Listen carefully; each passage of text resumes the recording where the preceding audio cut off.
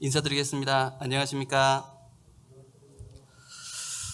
코로나가 지금 다음 주 8월 8일까지 4단계로 인해서 우리가 대면으로 많이 모이지 못하고 이렇게 소수가 모여서 하나님의 말씀을 듣는 것에 대해서 좀 아쉬움이 있습니다. 그래도 너무나 감사한 것은 온라인을 통해서라도 우리가 하나님의 말씀을 들을 수 있는 기회가 있고 또 하나님이 그런 은혜를 또 허락하신다라는 그런 생각을 합니다.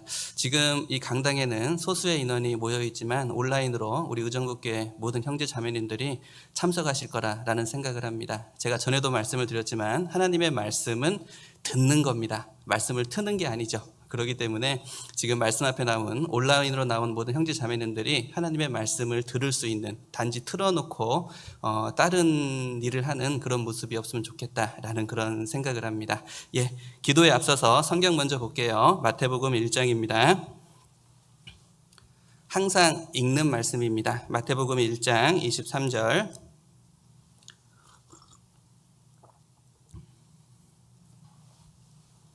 1장 23절 읽겠습니다.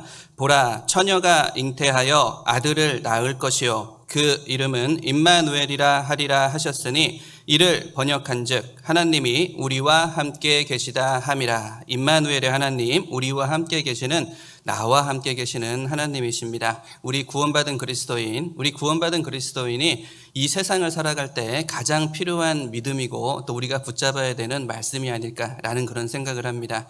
우리는 분명히 나를 위해 죽어주신 예수님의 사랑을 분명히 알고 있습니다. 그 십자가의 사랑을 깨달은 우리는 구원받은 그리스도인이죠. 그런데 어쩌면 지금 이 순간에도 죽기까지 사랑하신 그 사랑 그대로 지금 나와 함께 동행하시며 나를 위로하시고 또 나를 인도하시는 임마누엘의 하나님을 모르고 사는 그런 모습이 너무나 많이 있지 않나라는 그런 생각을 합니다. 내가 이 세상을 살아가며 구원받은 우리가 이 세상을 살아가며 많은 고난과 많은 어려움이 있습니다. 하나님이 나를 하나님의 사람으로 만들기 위한 많은 시험들이 있죠. 그리고 또 사단 마귀의 유혹도 분명히 많이 있을 거다라는 생각을 합니다. 그런데 중요한 것은 나를 죽기까지 사랑하신 하나님이 나를 이 세상에 두셨고 나를 죽기까지 사랑하신 하나님이 나에게 허락하신 시험이고 나에게 허락하신 아픔과 고난이라면은 분명히 뜻이 있다는 얘기죠. 나를 죽기까지 사랑하신 분이 나에게 이런 어려움과 이런 삶을 허락하신 데는 분명히 더 큰 이유, 더 큰 목적이 있다라는 것을 우리는 분명히 알아야 됩니다. 그리고 또 하나, 나에게 이렇게 어려운 삶과 힘든 삶과 그리스도인으로서의 삶을 허락하셨다면 죽기까지 사랑하신 그 하나님이 나와 동행하시며 더 큰 위로를 주기 원하시고 더 큰 능력을 주기 원하시고 더 큰 사랑으로 품어주기 원하신다는 것은 분명 사실일 거다라는 생각을 합니다. 그런데 내가 함께 계신 그 하나님을 알지 못해서, 나와 동행하시는 그 하나님을 알지 못해서 주시고자 하는 위로와 주시고자 하는 사랑을 온전히 받지 못하는 그런 안타까운 모습이 우리에게는 없으면 좋겠다라는 그런 생각을 하게 됩니다. 함께 기도하겠습니다. 은혜와 사랑이 많으신 거룩하신 하나님 아버지, 감사드립니다. 지옥 갈 수밖에 없는 저희를 먼저 사랑하셔서 십자가의 그 귀한 보혈로 구원해 주시고 이렇게 주님의 몸된 교회 안에서 말씀과 사랑으로 저희를 이끌어 주심에 감사를 드립니다. 저희가 코로나로 인해서 함께 모여 대면으로 하나님의 말씀을 배우고 교제하는데 많은 제약을 받고 있지만 우리가 또 온라인을 통해 하나님의 말씀을 들을 수 있는 그런 귀한 시간도 주님이 허락하셨음을 알고 있습니다. 우리가 부족하고 나약한 또 그리고 제약받는 그런 삶이지만 그 가운데서 하나님의 뜻이 무엇인지 온전히 알 수 있도록 하나님의 말씀을 더 사모하고 주님의 몸된 교회와 함께 교제하는 그 귀한 시간을 더 사모하는 그런 귀한 삶을 살아가는 저희 될 수 있도록 붙잡아 주시길 간절함으로 기도를 드립니다. 오늘 이 시간을 통해 주님의 사랑이 온전히 전해지고 또 주님이 우리에게 원하시는 뜻이 무엇인지, 그리스도인의 삶이 무엇인지를 다시 한번 생각하며 나를 돌아보는 귀한 시간으로 역사하여 주십시오. 그리고 기도합니다. 코로나로 인해서, 그리고 또 경제적인 이유로 인해서, 그리고 또 몸의 질병으로 인해 많이 힘들어하는 우리 형제자매님들 있음을 알고 있습니다. 죽기까지 사랑하신 하나님께서 허락하신 길이고 또 그 가운데서 하나님이 주시고자 하는 뜻이 있음을 알고 있습니다. 우리가 힘들고 어려울 때 하나님을 더 붙잡을 수 있는 믿음을 우리에게 주시고 또 그 가운데서 하나님의 말씀으로 위로받고 하나님의 사랑으로 더 힘있게 일어나는 우리 될 수 있도록 주님 저희의 믿음을 붙잡아 주시길 간절함으로 기도를 드립니다. 이제 모임 시작합니다. 오로지 주님의 뜻과 주님의 사랑만이 나타나길 원하고 소원합니다. 예수님의 이름으로 감사하며 기도드렸습니다. 아멘. 예, 성경 하나 보겠습니다. 베드로전서 5장입니다. 성경 베드로전서 5장. 베드로전서 5장 2절입니다. 페이지 382페이지 베드로전서 5장 2절로 3절입니다. 읽겠습니다. 너희 중에 있는 하나님의 양무리를 치되 부득이함으로 하지 말고 오직 하나님의 뜻을 쫓아 자원함으로 하며 더러운 일을 위하여 하지 말고 오직 즐거운 뜻으로 하며 맡기운 자들에게 주장하는 자세를 하지 말고 오직 양무리의 본이 되라. 지금 우리는 마지막 시대를 살아간다고 이야기합니다. 현 시대를 살아가는 사람들에게 가장 큰 문제 중에 하나가 꿈이 없고 삶의 목적이 없다고 이야기합니다. 삶의 목적이 없고 꿈이 없으니 내가 무엇을 해야 될지, 무엇을 준비해야 될지를 잘 모르고 지금 하루하루 순간순간을 살아가며 지금 내 앞에 있는 즐거움과 주어진 삶의 그 가운데서 쾌락을 쫓는 그런 하루하루를 살아가는 그런 모습이 우리의 시대에서는 너무나 많이 나타나고 있습니다. 욜로족이라고 이야기하죠. 오늘 하루를 즐겨라. 인생은 짧으니까 나에게 주어진 그 삶을 즐겨라. 욜로족이라고 하는 그런 시대적인 문화, 시대적인 그런 모습이 현 시대에 나타나지 않나라는 그런 생각을 합니다. 그런데 우리 구원받은 그리스도인도 마찬가지가 아닐까라는 생각을 합니다. 우리 구원받은 그리스도인이 이 세상을 살아가면서 그리스도인으로서의 삶의 목적을 잃어버리고 주님이 나에게 원하시는 그 목적과 뜻을 모른다면 열심히 살고 있는 것 같은데 지금 내가 걷고 있는 그 길에 확신이 없고 옳은 길이 무엇인지 방향을 찾지 못하는 좌로나 우로나 치우치는 방황하고 겉도는 그런 모습으로 그리스도인의 삶을 살아갈 수도 있겠다라는 그런 생각을 합니다. 우리는 그리스도인입니다. 그리스도인이라는 것은 내가 아닌 주를 나타내는 삶을 살아가는 사람을 그리스도인이라고 이야기하죠. 그렇다면 우리 구원받은 그리스도인은 내가 원하는 삶이 아니라 내가 원하는 삶의 목적이 아니라 나를 통해서 하나님이 원하시는 주가 원하시는 삶의 목적이 나타날 수 있어야 되고 그리고 그 뜻을 알고 삶의 방향을 분명히 하고 살아가는 것이 너무나 중요하다라는 그런 생각을 합니다. 지금 읽었던 말씀의 2절을 보시면은 너희 중에 있는 하나님의 양무리를 치되 부득이함으로 하지 말고 오직 하나님의 뜻을 쫓아 오직 하나님의 뜻을 쫓아 그리스도인의 삶의 방향과 목적을 분명히 하나님께서는 말씀해 주시고 계시는 거죠. 세상 사람들은 자신의 뜻을 쫓아서 하루하루 즐거움과 쾌락을 위해서 쾌락을 쫓는 그런 삶을 살아갑니다. 하지만 우리 구원받은 그리스도인은 내 뜻이 아닙니다. 여기 말씀처럼 하나님의 뜻을 쫓아 살아가는 것이 삶의 방향이고 삶의 목적임을 분명히 잊어서는 안 된다. 하나님은 말씀하시는 겁니다. 성경 아모스입니다. 아모스 3장. 아모스 3장 찾기가 힘드시죠? 1277페이지입니다. 아모스 3장.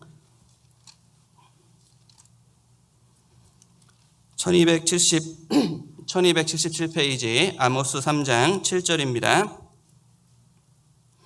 아모스 3장 7절 읽겠습니다. 주 여호와께서는 자기의 비밀을 그종 선지자들에게 보이지 아니하시고는 결코 행하심이 없으시리라. 주님은 숨어서 일하시는 분이 아니다. 분명히 말씀하시는 겁니다.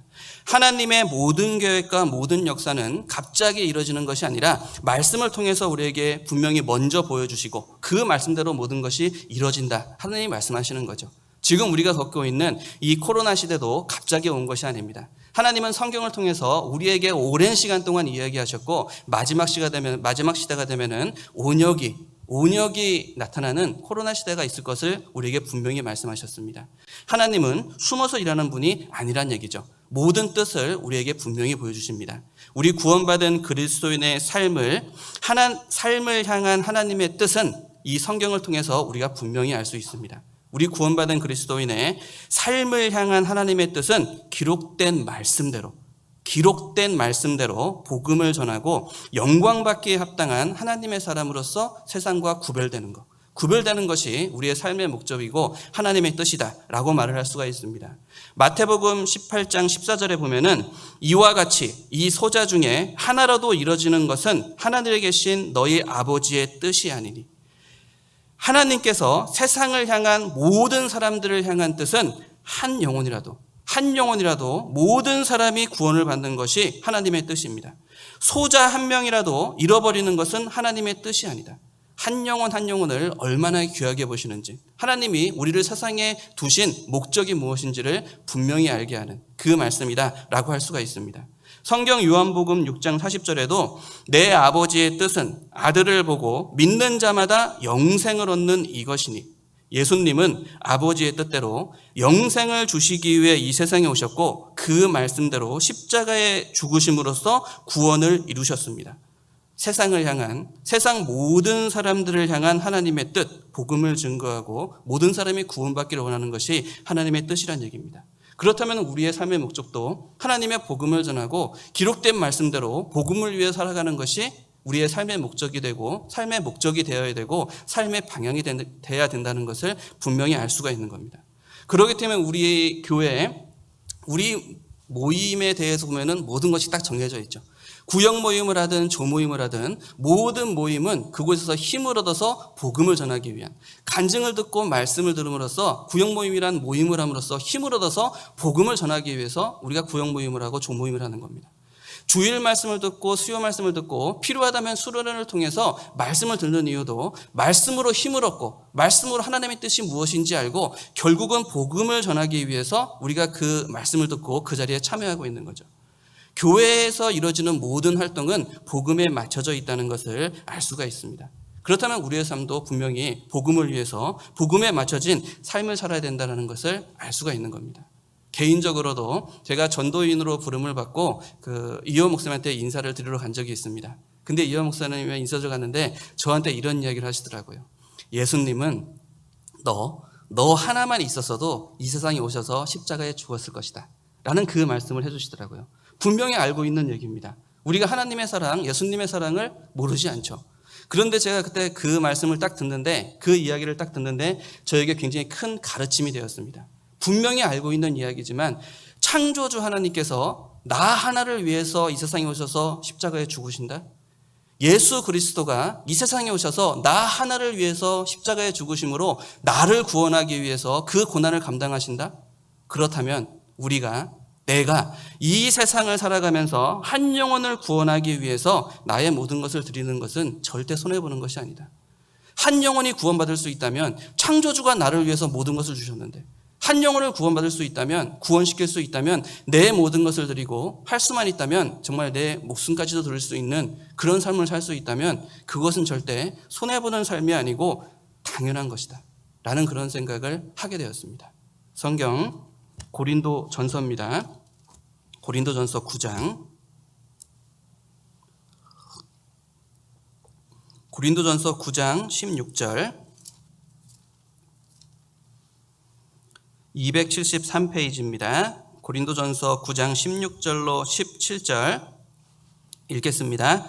내가 복음을 전할지라도 자랑할 것이 없음은 내가 부득불 할 일임이라. 만일 복음을 전하지 아니하면 내게 화가 있을 것이미로라.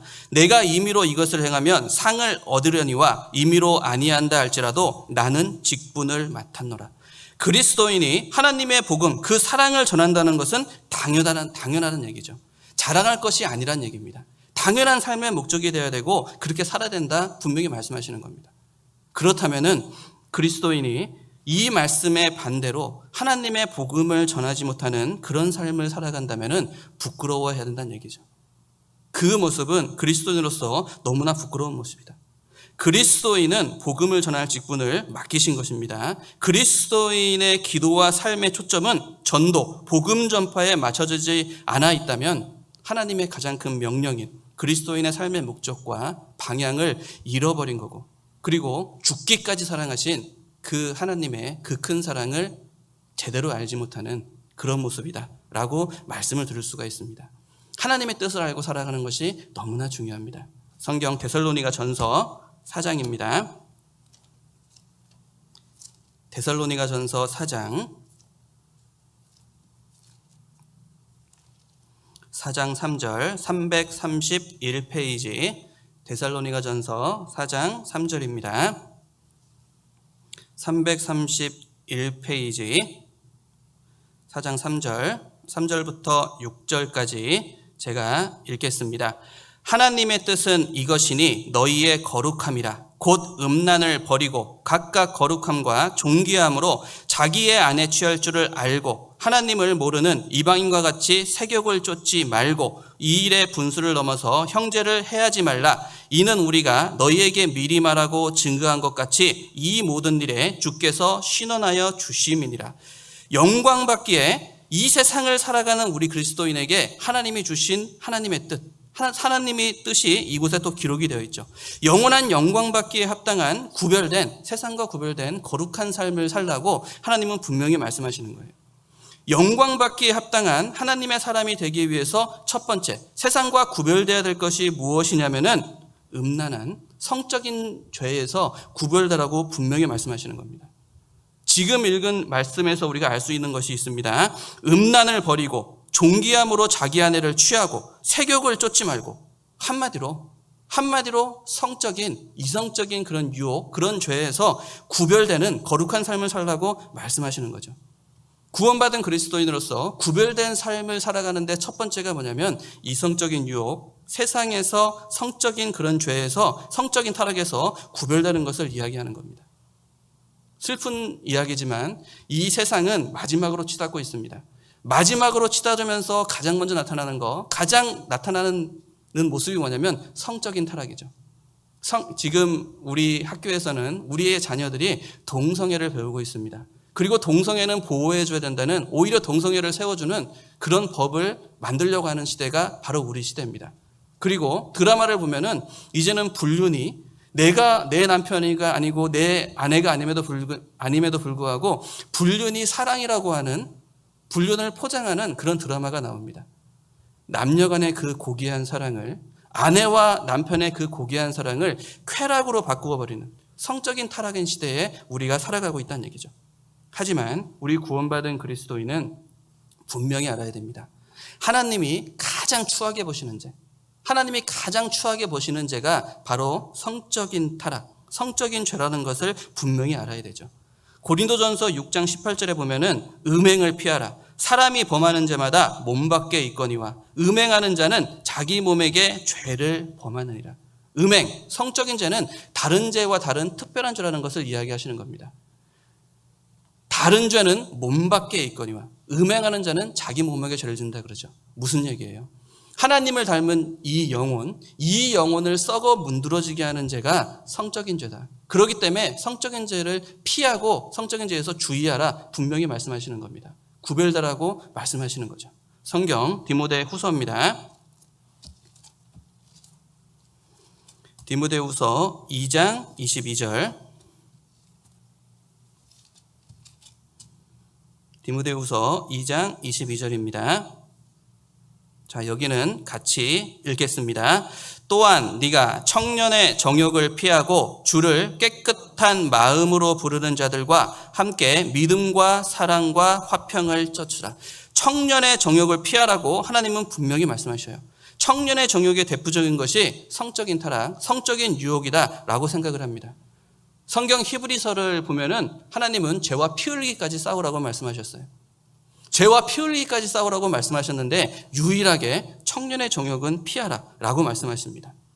청년의 정욕, 성적인 유혹은 내 의지로 이길 수 없다는 것을 우리에게 분명히 말씀하시는 거죠. 교회 안에서 이렇게 설교를 하면서 성적인 이야기를 하고 성적인 죄를 피하라 말하는 것은 굉장히 부담이 됩니다. 그럼에도 불구하고 이렇게 말씀을 드리는 이유가 뭐냐면 하나님은 분명히 우리에게 말씀하시거든요. 다른 죄는 피 흘리기까지 싸워라. 그런데 성적인 죄는 피하라. 청년의 정욕은 피하라. 그 이야기는 뭐냐면 그만큼 우리 구원받은 그리스도인에게 치명적인 죄이고 성적인 유혹과 성적인 죄는 내가 감당할 수 있는 죄가 아니라는 것을 분명히 이야기하는 거예요. 성경에서도 보면은 정말 이 성적인 이성의 유혹으로 인해서 너무나 많은 믿음의 선진들이 쓰러졌잖아요. 다윗이 이성의 유혹에 쓰러졌고 솔로몬, 그 지혜롭다는 그 솔로몬이 이방 여인들로 인해서 쓰러졌습니다. 그리고 삼손, 나시린으로 태어나서 하나님이 태어나면서부터 구별했던 그 삼손이 이성의 유혹에 쓰러져가지고 그런 잘못된 모습을 살아갔잖아요. 성적인 죄라는 거 우리 분명히 알고 있습니다. 하지만 너무나 쉽게 쓰러지는 것이 성적인 유혹이고 내가 감당할 수 없는 죄. 이 죄는 내가 이겨내는 것이 아니라 피해야 된다는 것을 우리는 분명히 알아야 됩니다. 세상과 구별되는 첫 번째, 세상의 문화인 성적인 유혹과 청년의 정욕을 피하고 구별되는 거룩한 삶을 살아가는 것. 그것이 바로 하나님의 뜻입니다. 데살로니가 전서 다시 돌아가겠습니다. 데살로니가 전서 5장 하나님의 뜻이 또 기록이 되어 있죠. 데살로니가 전서 333페이지 5장 16절입니다. 333페이지 데살로니가 전서 5장 16절, 여기에는 책갈피를 꽂아두시면 감사하겠습니다. 우리를 향하신 하나님의 뜻, 우리가 잘 알고 있는 말씀입니다. 하지만 다시 한번 상고하겠습니다. 5장 16절로 18절 여기도 같이 읽겠습니다. 항상 기뻐하라, 쉬지 말고 기도하라, 범사에 감사하라. 이는 그리스도 예수 안에서 너희를 향하신 하나님의 뜻이니라. 우리를 향하신 하나님의 뜻, 항상 기뻐하고 쉬지 말고 기도하고 범사에 감사하는 것이다. 하나님이 우리에게 향하신, 우리 구원받은 그리스도에게 향하신 하나님의 뜻입니다. 삶의 방향이고 삶의 목적을 이야기하고 있는 거죠. 자, 여기 16절에 항상 기뻐하라, 항상 기뻐하라. 이 말씀은 거듭난 구원받은 그리스도인이 아니면은 누릴 수 없는, 그리스도인만이 누릴 수 있는 특권이고 하나님이 주신 축복의 말씀이 아닌가라는 생각을 합니다. 우리 구원받은 그리스도인만이 항상 기뻐할 수 있는 삶을 살아갈 수가 있다는 얘기죠. 예수님이 이 세상에 오신 이유를 우리는 분명히 알아야 됩니다. 예수님이 이 세상에 오셔서 하신 말씀이 있죠. 수고하고 무거운 짐진 자들아 다 내게로 오라. 내가 너희를 쉬게 하리라. 예수님이 이 세상에 오신 목적은 우리에게 진정한 쉼을 주고 진정한 평안을 주고 진정한 즐거움을 주기 위해서 이 세상에 오신 겁니다. 그렇기 때문에 나를 대신해 십자가에 죽으시고 다시 부활하셔서 제자들을 만났을 때 첫 마디가 뭐냐면 너희에게 평안이 있을지어다. 너희에게 평강이 있을지어다. 하나님이 예수님께서 말씀하신 겁니다. 예수님의 보혈, 말씀으로 거듭나지 못한 사람은 진정한 쉼, 진정한 평안, 항상 기뻐하라는 이 말씀을 이해하지 못하고 이 말씀대로 살아갈 수가 없습니다. 전도서 2장 24절에 보면은 사람이 먹고 마시며 수고하는 가운데서 심령으로 낙을 누리게 하는 것보다 나은 것이 없나니 내가 이것도 본즉 하나님 손에서 나는 것이로다. 하나님은 분명히 말씀하시죠. 세상의 그 어떤 것보다도 심령의 낙, 평안을 누리는 것이 좋다. 하나님은 말씀하십니다. 심령의 낙, 평안, 그 모든 것이 하나님의 손에서 나는 것이다. 이 전도서, 세상의 모든 것을 누렸던 솔로몬의 입술을 통해서 하나님이 말씀하시는 거예요. 우리 구원받은 그리스도인이 하나님을 떠나고 말씀을 떠나고 교제가 있는 이 교회를 떠났을 때 가장 먼저 오는 징계가 뭐냐면 평안을 잃어버리잖아요. 심령의 낙을 잃어버리잖아요. 이 세상을 살아가면서 잠깐 마귀가 던져주는 쾌락은 누릴 수 있을지 모르지만 쾌락을 누리면서도 진정한 쉼을 느끼지 못하고 진정한 평안을 느끼지 못하고 심령의 낙을 잃어버리는, 죄를 짓고 있으면서도 불안한 마음이 올라오는 것이 구원받은 그리스도인의 특징입니다. 내가 지금 이 세상을 살아가면서 심령의 낙을 잃어버렸다, 평안함이 없다. 그러면 나를 돌아봐야 돼요. 내가 하나님과 멀어져 있는 모습입니다. 하나님의 말씀과 멀어져 있는 모습입니다. 하나님이 역사하시는 이 교회와 함께하지 못하기 때문에 내 심령의 낙을 잃어버리는 그런 모습, 그런 징계가 나타나는 모습인 거예요. 다시 데살로니가전서 4장, 여기 5장 16절 제가 읽겠습니다. 항상 기뻐하라, 쉬지 말고 기도하라, 범사에 감사하라. 이는 그리스도 예수 안에서 너희를 향하신 하나님의 뜻이니라. 17절에 쉬지 말고 기도하라. 쉬지 말고 기도하라. 이 말씀은 밤낮으로 무릎 꿇고 하나님께 기도하라는 말씀이 아닙니다. 우리 구원받은 그리스도인이 이 세상을 살아가면서 더 이상 나의 지혜나 나의 생각이나 나의 뜻이 아니라 하나님의 말씀에 순종하며 하나님을 의지하고 살아가는 그 모습을 우리에게 원하시는 모습이죠. 잠언 3장 5절로 6절을 보시면 이런 말씀이 있습니다. 너는 마음을 다하여 여호와를 의뢰하고 내 명철을 의지하지 말라. 너는 범사에 그를 인정하라. 그리하면 내 길을 지도하시리라. 하나님이 우리에게 원하시는 그리스도인의 삶의 모습입니다. 범사의 그를 인정하는 삶, 모든 삶 속에서 하나님을 인정하고 내 생각과 내 의지가 아니라 하나님의 뜻이 무엇인지를 알고 하나님의 뜻을 알고 그 말씀에 순종하는 삶을 살아가는 것을 하나님이 우리에게 원하신다는 얘기죠. 말씀 가운데 있어서 저를 위해서 기도해 주세요. 말을 천천히 하고 혀가 꼬이지 않도록. 자, 말씀 가운데 살아가면서 하나님의 말씀을 따라서 의지하고 살아가는 것. 그 모습을 우리에게 원하시는 겁니다. 그리고 하나님이 쉬지 말고 기도하라고 하셨습니다. 그러면 기도의 중요성도 우리에게 분명히 말씀하시는 거겠죠. 그렇다면 우리 구원받은 그리스도인이 기도하는 이유, 하나님이 우리에게 기도를 주신 기도의 목적과 또 기도를 해야 되는 그 이유를 우리가 분명히 알아야 됩니다. 예수님이 몸소 보여주셨어요. 기도란 게 무엇인지를. 성경 마태복음 26장입니다. 마태복음 26장 39절 47페이지. 기도의 목적이 무엇인지를 우리에게 분명히 보여주고 계십니다. 마태복음 26장 39절 47페이지입니다. 읽겠습니다. 조금 나아가사 얼굴을 땅에 대시고 엎드려 기도하여 가라사대 내 아버지여 만일 할만하시거든 이 잔을 내게서 지나가게 하옵소서. 그러나 나의 원대로 마옵시고 아버지의 원대로 하옵소서 하시고. 자, 여기 아래 42절도 제가 읽겠습니다. 다시 두 번째 나아가 기도하여 가라사대 내 아버지여 만일 내가 마시지 않고는 이 잔이 내게서 지나갈 수 없거든 아버지의 원대로 되기를 원하나이다 하시고. 44절 읽겠습니다. 또 저희를 두시고 나아가 세 번째 동일한 말씀으로 기도하시노. 동일한 말씀으로 기도하시노. 예수님은 십자가에 죽으시기 전날 겟세마네 동산에서 세 번의 기도를 통해서 기도를 하는 이유, 기도의 목적이 무엇인지를 우리에게 분명히 보여주고 계시는 거죠. 예수님은 이 세 번의 기도를 통해서 자신을 하나님 앞에 완전히 굴복을 시키는 겁니다. 아버지여, 할만하시거든 이 잔을 내게서 옮기시옵소서. 그러나 나의 원대로 마옵시고 아버지의 원대로 되기를 원하나이다. 이 육신은 십자가의 고난을 감당하기 싫어합니다. 그 길을 걸어가기 싫어합니다. 하나님의 말씀에 순종해서 십자가의 고난으로 세상을 구원해야 되는 그 길을 걸어가는 것을 싫어합니다. 하지만 기도를 통해서 땀방울이 핏방울이 될처럼 간절한 기도를 통해서 자신의 육신을 굴복시키는 거죠. 하나님의 말씀을 어기고 순종치 못하고 육신의 평안함을 쫓는 십자가에 죽기 싫어하는 자신의 육신을 완전히 굴복시키는 그 기도를 하나님께서 하시고 계시는 겁니다. 우리가 어떤 모습으로 기도해야 되고 기도의 목적이 무엇인지를 분명히 이야기하는 거예요.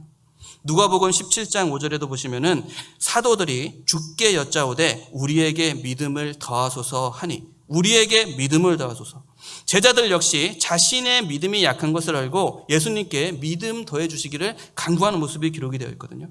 우리도 이와 같다고 생각을 합니다. 우리는 기도할 수 있어야 돼요. 나에게 하나님의 말씀에 순종할 수 있는 믿음을 달라. 나의 이 부족한 믿음을 더해달라는 그런 기도가 우리에게 분명히 필요합니다. 지금 내 앞에 고난 가운데서 이 육신에 주저앉는 것이 아니라 이 고난을 나에게 주신 이유가 무엇인지 알 수 있도록, 하나님의 뜻이 무엇인지 알 수 있도록 기도할 수 있어야 되고, 이 고난을 치워달라는 것이 아니라 하나님이 주신 고난이라면 이 고난을 이길 수 있는 힘을 내게 달라. 하나님의 말씀에 순종하고 이 고난을 넘어갈 수 있는, 예수님이 그랬던 것처럼 이 고난을 이겨낼 수 있는 그 힘을 달라고 우리는 기도할 수 있어야 돼요. 하나님이 우리에게 기도를 하라 하신 그 목적이 분명히 나타나는 겁니다. 예수님은 이 세 번의 기도, 간절한 기도를 통해서 자신을 하나님 앞에 완전히 굴복시켰죠. 우리 역시 간절함으로 지금의 내 앞에 있는 그 일들을, 그 고난과 어려움들, 시험들을 기도할 수 있어야 됩니다. 나의 뜻이 아니라 나를 통해 주의 뜻이 나타날 수 있기를 기도해야 되고, 말씀에 순종하기 싫어하시는 내 육신을 이기기 위해서, 내 육신을 이기게 해달라는 그 기도를 할 수 있어야 됩니다. 기도라는 것은 나의 원하는 것을 구하는 것이 아니라 주의 뜻이 나타나기를, 나를 통해서 주의 뜻이 나타나기를 원하는 것이 기도다라고 말하고 있는 거죠. 지금 내가 행하고 있는 일들이, 원하고 바라는 것들이 내 뜻이 아니고 주님의 뜻인지, 주의 보시기에 합당한지 그것을 알기 위한 기도도 분명히 필요합니다. 그리고 기도 가운데서 기도가 막히고, 그리고 또 기도와 말씀 가운데서 이 길이 아니라면, 하나님 보시기에 합당치 못한 길이라면 그것도 돌이킬 수 있는, 그 길에서 돌이킬 수 있는 그런 용기와 그런 담대함과 그 말씀에 순종할 수 있는 그 믿음도 달라는 기도도 우리에게 분명히 필요하다. 분명히 필요하다. 라는 것을 우리에게 분명히 말씀하시는 거예요. 성경 고린도 후서입니다. 고린도 후서 12장.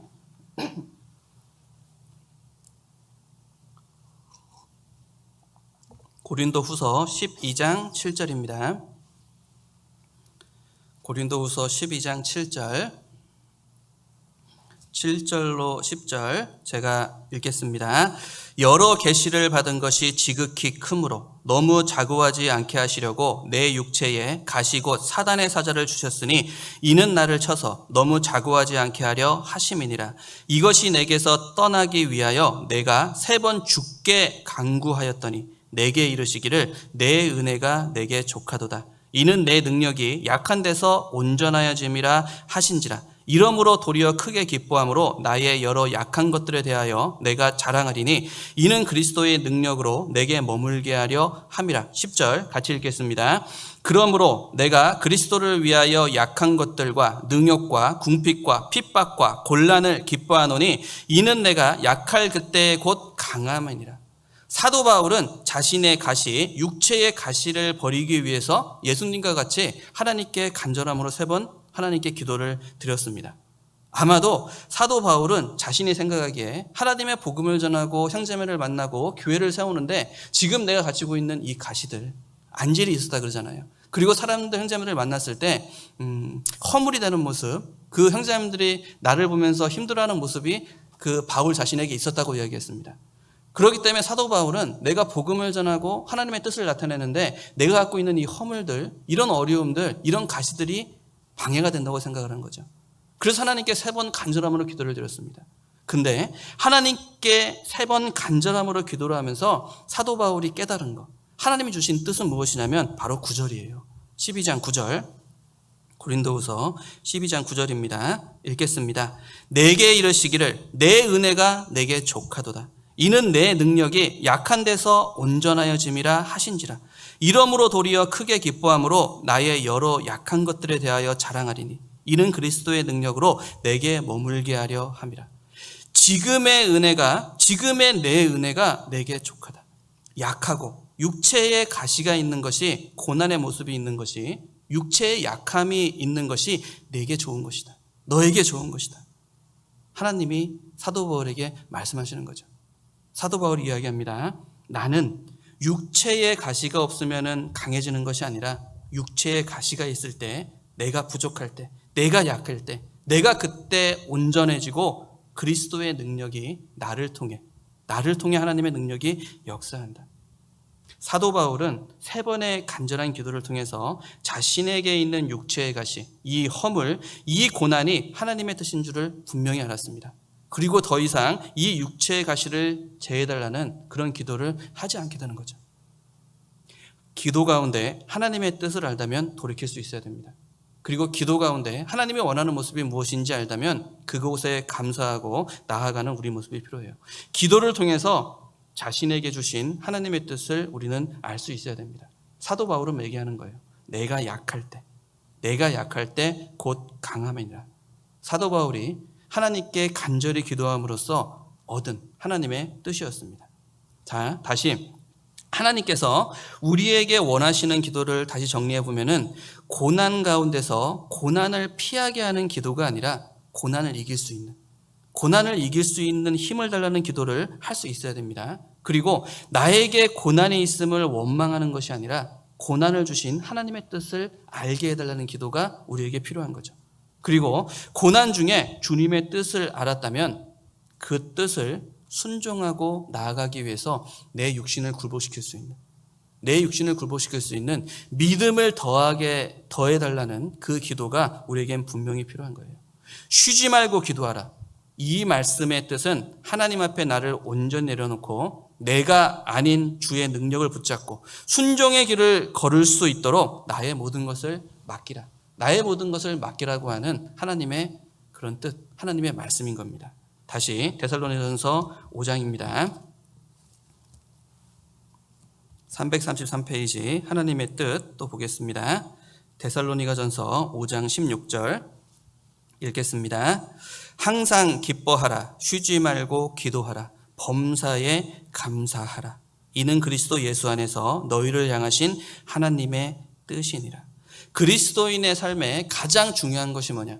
단언컨대 감사라고 생각을 합니다. 감사하는 삶이 없으면 그리스도인으로서 올바른 길을 걸어갈 수가 없죠. 기쁨이라는 것도 나를 사랑하시는 그 주의 사랑을 알고 감사했을 때 진정한 기쁨이 올라오는 거예요.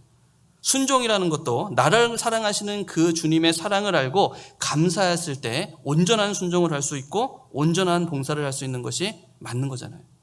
우리 구원받은 그리스도인이 감사를 알지 못하고 감사하지 못하는 삶을 살지 못한다면 그리스도인으로서 합당치 못합니다. 감사의 반대말이 뭐예요?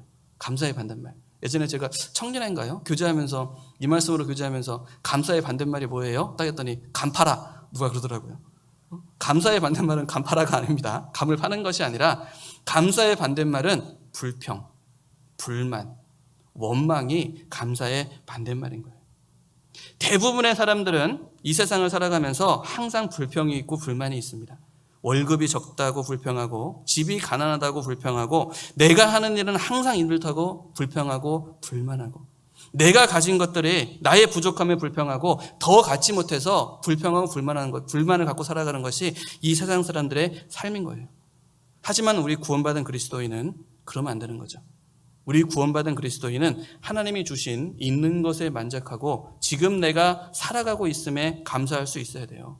그리고 더 나아가서 우리 구원받은 그리스도인은 그리스도인이기 때문에 받는 고난마저도 그 고난 속에서도 감사할 수 있는 믿음이 있어야 됩니다. 그 삶을 살 수 있어야 됩니다. 왜? 우리가 살아가는 이 세상은 내 고향이 아니거든요. 내 본향이 아니거든요. 잠시 잠깐 거쳐가는 천성을 가기 위한 잠시 잠깐 거쳐가는 그 길이기 때문에 분명히 고난이 있고 어려움이 있습니다. 그리고 부족함도 분명히 있을 수 있겠죠. 하지만 하나님이 필요한 것을 채우시고 그 가운데서 하나님의 뜻을 알기 때문에 고난과 아픔 속에서도 그리고 내가 지금 이 고난을 감당함으로 하나님이 주실 것을 알기 때문에 영원한 천국이 기다리는 걸 알기 때문에 고난 중에서도 감사할 수 있는 것이 바로 우리 구원받은 그리스도인이에요. 신앙생활에서 실패하는 가장 큰 원인이 뭐냐? 감사하는 삶을 살지 못했을 때, 불평하는 삶을 살았을 때 신앙생활에 실패를 하게 되는 겁니다. 잘 보셔요. 이스라엘 민족이 애굽에서 400년 동안 종살이를 했습니다. 400년 동안 종살이 했는데 하나님이 모세라는 선지자를 세웠죠. 그리고 하나님의 능력으로 그들을 출애굽시켰습니다. 그리고 하나님이 주시고자 하는 가나안 땅을 가는데 40년이라는 광야 생활을 걷게 됐어요. 근데 광야 생활 분명히 고난이죠. 근데 중요한 것은 광야 생활을 걸으면서 장정만 60만 명, 갈렙과 여호수아 둘만 빼놓고 다 죽었습니다. 광야 40년 동안 다 죽고 광야에서 태어난 사람만 가나안 땅에 들어갔거든요. 근데 우리가 생각을 해보자고요. 장정만 60만 명이 광야에서 죽었는데 그 죽음을 보면은 하나님이 아닌 우상 숭배를 한 죄로 3천 명이 죽었습니다. 그리고 이방 여인을 끊으러서 간음죄를 졌죠. 간음죄를 짐으로써 2만 4천 명이 죽었어요. 장정만, 남자만 생각했을 때 남자만 아니라 다른 사람도 많이 있었겠죠. 죽은 사람이. 근데 보셔요. 나머지 57만 3천 명이 어떻게 죽었냐? 광야 생활 속에서 하나님께 불평하고 불만하다가 불만 갖고 살아가다가 그 길을 끌려가다가 걸어가는 것이 아니라 끌려가다가 다 죽임을 당한 거예요.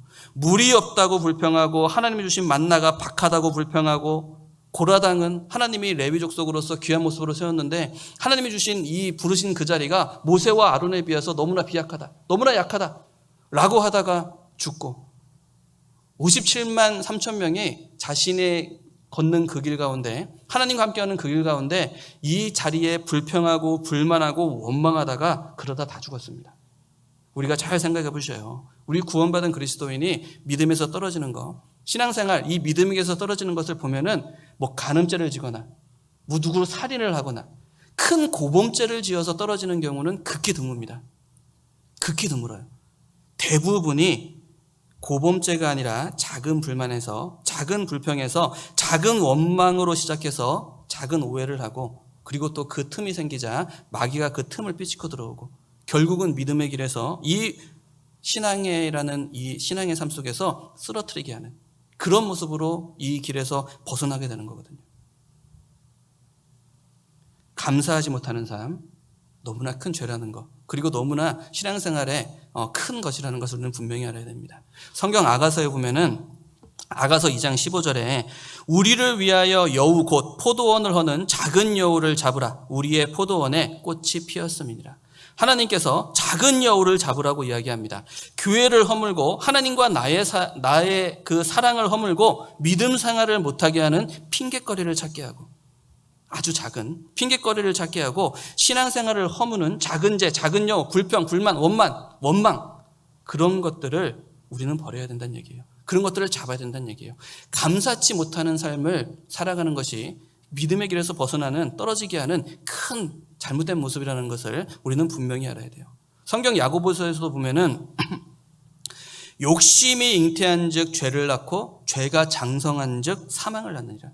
야고보서 2장 15절에 있는 말씀이죠. 욕심이라는 작은 죄가 사망까지 간다, 사망까지 성장한다라고 이야기를 하는 거예요. 근데 우리 생각해 보자고요. 욕심이 생기는 이유가 뭐예요? 욕심이 생기는 이유는 지금의 내 삶에 하나님이 주신, 하나님이 걸어가라 하신 이 삶에 감사하지 못하고 만족하지 못하고 불평하고 원망하고 불만을 가졌을 때 욕심이란 죄가 들어오게 되는 거거든요. 우리 구원받은 그리스도인이 지족하는 마음, 있는 것에 감사하고 하나님의 가라 하신 그 길을 걸어가는 것이 너무나 중요한 겁니다. 시편 136편입니다.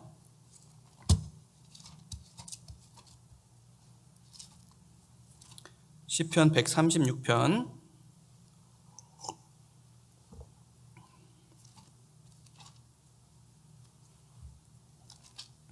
901페이지 제가 읽겠습니다. 여호와께 감사하라. 그는 선하시며 그 인자하심이 영원하미로다. 모든 신에 뛰어나신 하나님께 감사하라. 그 인자하심이 영원하미로다. 모든 주에 뛰어나신 주께 감사하라. 그 인자하심이 영원하미로다. 홀로 큰 기사를 행하시는 이에게 감사하라. 그 인자하심이 영원하미로다. 시편 136편은 모든 것에 감사하라. 하나님께 감사하라. 그 인자하심이 영원하다. 그 말씀이 계속 반복하고 있습니다. 모든 것에 감사하라. 우리가 구원받은 그리스도인이 이 세상을 살아가면서 감사하는 삶, 감사하는 삶이 너무나 중요하다는 것을 이야기하는 거죠. 그리고 우리가 조금만 돌아보면은, 조금만 내 삶을 돌아보면 나에게 주신 이 모든 삶이 하나님의 은혜임을 분명히 알게 됩니다. 그리고 작다고 생각하지만 이 모든 것들이 얼마나 귀하고 얼마나 감사한지를 알게 되죠. 조금만 돌아보고 조금만 생각해보면은 지금의 아픔과 지금의 고난마저도, 지금의 이 부족하고 약한 내 모습마저도 하나님의 은혜임을, 하나님의 뜻임을 우리는 분명히 알게 되고 감사할 수 있게 되는 거예요. 로마서 1장입니다. 성경 로마서 1장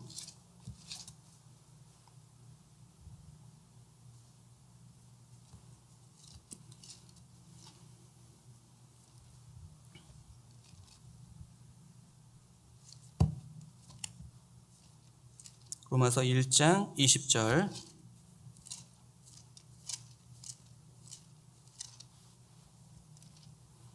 로마서 1장 20절 21절 읽겠습니다. 창세로부터 그의 보이시지 아니하는 것들 곧 그의 영원하신 능력과 신성이 그 만드신 만물에 분명히 보여 알게 되나니 그러므로 저희가 핑계치 못할지니라. 21절 하나님을 알되 하나님으로 영원하게도 아니하며 감사치도 아니하고 오히려 그 생각이 허망하여지며 미련한 마음에 어두워졌나니. 자, 여기 말씀에 세상 만물 모든 것을 보면은 창조주의 능력과 그 하나님의 신성, 하나님을 분명히 알 수 있다고 이야기하고 있는 거예요. 그런데 여기 21절에 하나님을 알되 하나님으로 영원하게도 아니하며 감사치도 아니하고. 이게 무슨 얘기예요? 창조주를 알고 있으되, 나를 만드신 이가 하나님이시고 이 세상의 주인이 하나님이라는 것을 알고 있음에도 불구하고 창조주 하나님을 알고 있는 우리가 나를 만드신 창조주에게 감사치 않는 삶을 살고 있다면 잘못된 모습이다.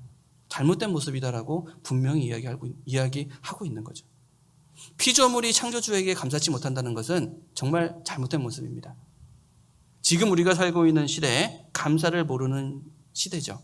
자신을 키워준 부모에게 감사하지 못하고 자신을 가르치는 선생님들에게 감사하지 못하고 자신을 만드신 그 창조주 하나님께 감사하지 못하는 시대가 바로 우리 시대입니다. 하지만 우리 구원받은 그리스도인은 그러면 안 된다는 얘기죠. 우리 구원받은 그리스도인은 당연히 내 부모님 사랑할 수 있어야 되죠. 그리고 나에게 지혜를 주고 나를 가르쳐주고 나를 위해 기도해 주시고 나를 위해 함께해 주시는 선생님과 형제자매들께 감사할 수 있어야 되죠. 그리고 지금도 나에게 호흡을 주시고 나를 기동하게 하시고 나를 붙잡아 주시는 그 하나님께 감사하는 것은 너무나 당연한 거고 너무나 우리가 살아가게 될 삶이란 얘기예요. 구원받은 그리스도인이 지금 내가 호흡을 하고 있고 기동하고 있으면서 하나님의 말씀을 듣고 있으면서 하나님께 감사하지 못한다? 그 창조주, 나를 만드신 하나님께 감사하지 못한다? 잘못된 모습이죠. 그리고 우리가 감사할 게 너무나 많습니다. 또 하나가 내가 이 교회의 지체임에 감사할 수 있어야 돼요. 성경 골로새서 3장입니다. 골로새서 3장 15절 327페이지 327페이지 골로새서 3장 15절입니다. 같이 읽겠습니다. 그리스도의 평강이 너희 마음을 주장하게 하라. 평강을 위하여 너희가 한 몸으로 부르심을 받았나니 또한 너희는 감사하는 자가 되라. 자, 여기 말씀 중반부에 보시면은 너희가 한 몸으로 부르심을 받았나니 또한 너희는 감사하는 자가 되라. 감사하는 자가 되라. 한 몸으로 부르심을 받았나니. 지금 내가 이 교회 안에서 하나님의 말씀을 들을 수 있고 이 교회 안에서 교제할 수 있고 이 교회 안에서 봉사할 수 있고 몸된 교회의 지체로 이 자리에 앉아 있을 수 있다는, 이 자리에 함께 할 수 있다는 것에 감사할 수 있어야 됩니다. 제가 이런 말씀 자주 드리죠. 저는 어렸을 때 구원을 받았습니다. 교회 안에서 자랐습니다. 그러다 보니까 많은 형제님들을 알고 있죠.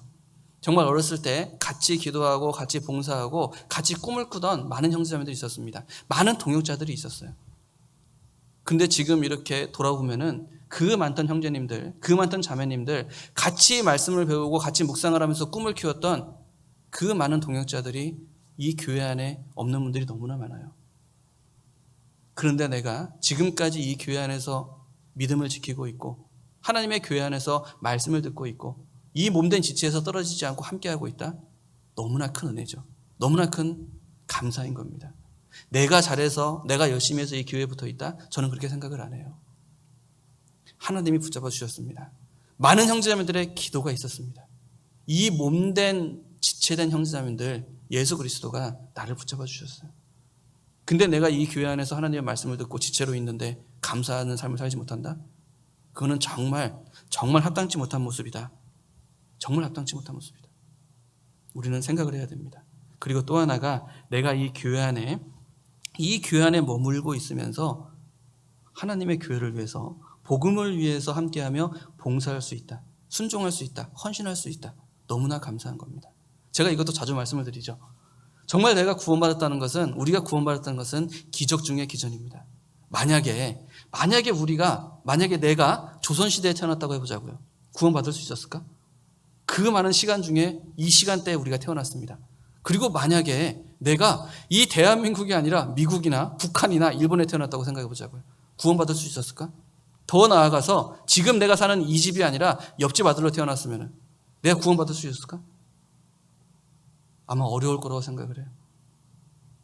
내가 이 수많은 시간 중에 수많은 사람 중에 수많은 국가 중에 이곳에 태어나서 하나님의 말씀을 듣고 구원받았다는 것은 너무나 큰 은혜고 기적이죠. 구원받은 것도 너무나 큰 은혜고 기적입니다. 그런데 구원받은 형제 자매들 중에 지금까지 내가 이 몸된 교회에서 떨어지지 않고 이 자리를 지키고 있다. 더 큰 은혜고 더 큰 기적이고 더 큰 하나님의 축복입니다.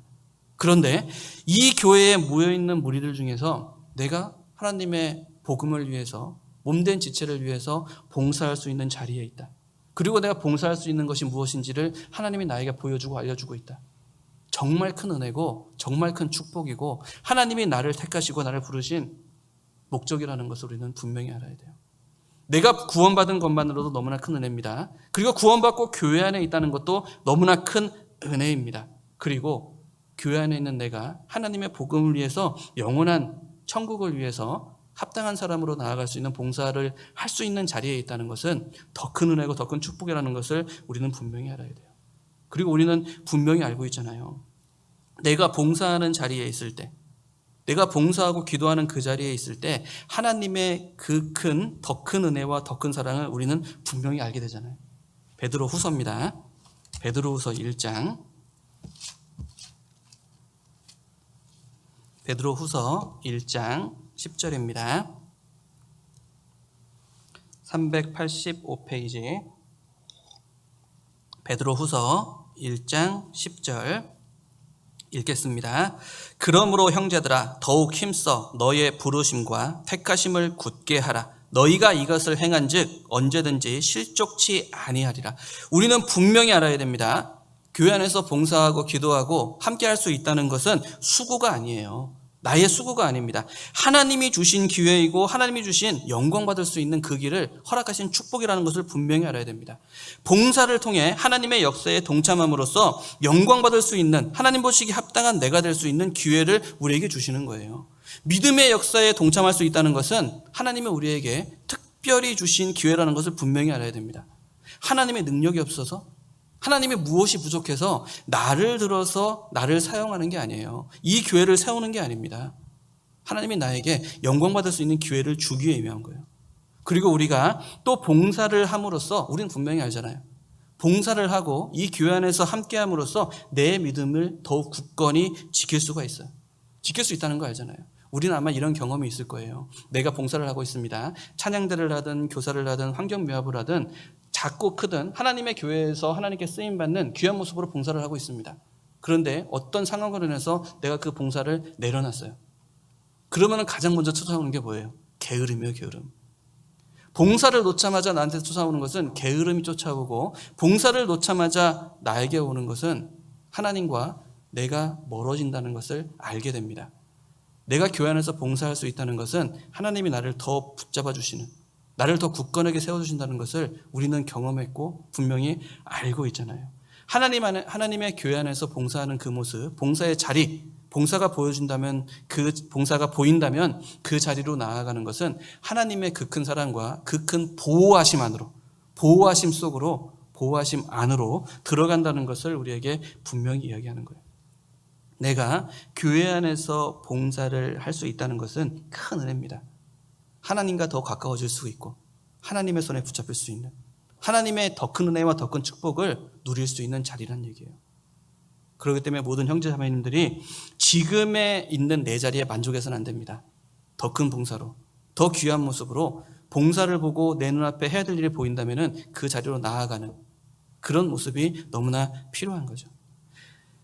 하나님의 말씀으로 구원을 받았다는 그 이유만으로 하나님은 죽기까지 사랑하시고 지금도 나와 동행하시며 엄청난 은혜를 주십니다. 그런데 그 하나님의 사랑을 알고 있다는 이유만으로 그 큰 사랑을 주시는데, 하나님의 일을 쓰임받길 원하고 봉사하는 그 자리에 있다면 하나님의 더 큰 은혜와 더 큰 사랑과 더 큰 위로가 있다는 것은 당연한 거죠. 우리가 봉사하는 그 자리에 나아갈 수 있어야 됩니다. 그리고 또 하나, 신명기 8장입니다. 하나님의 뜻을 우리가 알아야 됩니다. 신명기 8장. 우리 구원받은 그리스도인, 아까도 잠깐 말씀드렸지만 고난 중에서도 감사할 수 있어야 됩니다. 신명기 8장 2절입니다. 274페이지. 274페이지 신명기 8장입니다. 8장 2절부터 4절 읽겠습니다. 네 하나님 여호와께서 이 40년 동안에 너로 광야의 길을 걷게 하신 것을 기억하라. 이는 너를 낮추시며 너를 시험하사 네 마음이 어떠한지 그 명령을 지키는지 아니 지키는지 알려 하심이라. 너를 낮추시며 너로 줄이게 하시며 또 너도 알지 못하며 네 열조도 알지 못하던 만나를 내게 먹이신 것은 사람이 떡으로만 사는 것이 아니요 여호와의 입에서 나오는 모든 말씀으로 사는 줄을 너희로 알게 하려 하심이라. 4절 같이 읽겠습니다. 이 40년 동안에 네 의복이 헤어지지 아니하였고 네 발이 붙들지 아니하였느라. 자, 보셔요. 이스라엘 민족에게 40년의 광야 생활은 분명히 고난이었을 거예요. 분명히 어려움이었을 겁니다.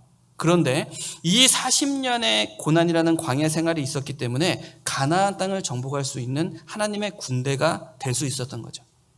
40년이라는 이 광야의 고난이 있었기 때문에 하나님이 직접 내려주시는 만나, 그 말씀을 맛볼 수가 있었고 하나님의 보호하심, 하나님의 사랑을 느낄 수가 있었던 거예요. 그리고 고난이고 어려움이라고 생각했을지 모르지만 지금 읽었던 4절 보셔요. 이 40년 동안에 네 의복이 헤어지지 아니하였고 네 발이 부를지 아니하였느니라. 무슨 얘기예요? 고난이라고 생각했지만 40년 동안 하나님은 지켜주고 있었습니다. 의복이 헤어지지 않았고 신발이 붙들지 않았어요. 항상 모든 고난과 어려움 속에 함께 하셨고 지켜주고 있었다는 걸 이야기하는 거예요. 우리 구원받은 그리스도인, 고난 속에 감사할 수 있는 마음, 감사하는 삶을 살 수 있어야 됩니다. 우리에게 고난을 주신 이유는 이 이스라엘 민족이 40년 광야에서 겪었던 것처럼 나를 낮추시고 나를 시험하셔서 하나님을 더욱 알게 하기 위해서, 하나님이 누구인지. 우리 구원받은 그리스도인은 하나님의 말씀과 하나님만을 의지함으로 살 수 있다는 것을 알게 하기 위해서 우리에게 고난과 어려움을 허락하시는 거예요. 그렇기 때문에 감사할 수 있어야 됩니다. 우리 구원받은 그리스도인이 주를 더 의지하고 고난 가운데 말씀을 붙잡고 그 말씀으로 위로받는 하나님을 알게 함으로써 더 온전한 축복을 주기 위해서. 한 장 넘겨서 8장 16절입니다. 신명기 8장 16절. 고난의 이유가 기록이 되어 있습니다. 8장 16절 같이 읽겠습니다. 네 열조도 알지 못하던 만나를 광야에서 내게 먹이셨나니 이는 더 나를 낮추시며 너를 시험하사 마침내 내게 복을 주려 하심이었느니라. 고난을 통해서 결국은 나에게 복을 주기 위함이다. 그리스도인은 고난과 아픔마저도 복을 주시기 위함, 나를 낮춤으로써 하나님의 말씀을 더욱 붙잡고 하나님을 더욱 의지함으로써 영광받기에, 복을 받기에 합당한 사람으로 만들기 위해서. 우리는 고난의 끝, 고난의 결국을 알기 때문에 고난 가운데서도 하나님께 감사할 수 있어야 됩니다. 하나님이 우리에게 원하시는 뜻이에요. 로마서 8장입니다. 성경 로마서 8장. 로마서 8장 17절 250페이지. 로마서 8장 17절입니다. 17절로 18절 읽겠습니다. 자녀이면 또한 후사 곧 하나님의 후사여 그리스도와 함께한 후사니 우리가 그와 함께 영광받기 위하여 고난도 함께 받아야 할 것이니라. 생각건대 현재의 고난은 장차 우리에게 나타날 영광과 좋게 비교할 수 없도다. 좋게 비교할 수 없도다. 우리는 분명히 알아야 됩니다. 지금 내가 그리스도인이기 때문에, 하나님의 말씀에 순종하기 때문에 지금 내가 흘리고 있는 그 눈물, 그 고난과 아픔 하나님이 다 갚아주셔요.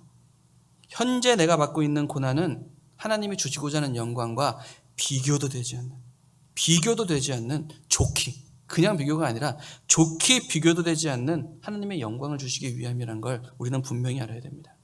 우리는 분명히 기억해야 됩니다. 복음 전하기 위해서 받았던 오해들, 복음 전하기 위해서 받았던 눈물들, 그 수고를 영원한 영광을 하나님이 갚아주시는 거예요. 교회를 세우기 위해서 형제자매를 돌아보면서 내가 했던 그 모든 것들, 나는 사랑했는데 오히려 오해받아서 정말 힘들었던 그 순간들, 힘들고 어렵지만 이야기하지 않고 참고 인내했던, 그리고 기도했던 그 순간들, 그 한 번이 저 천국에서 영원한 영광으로 바뀌어지는 겁니다.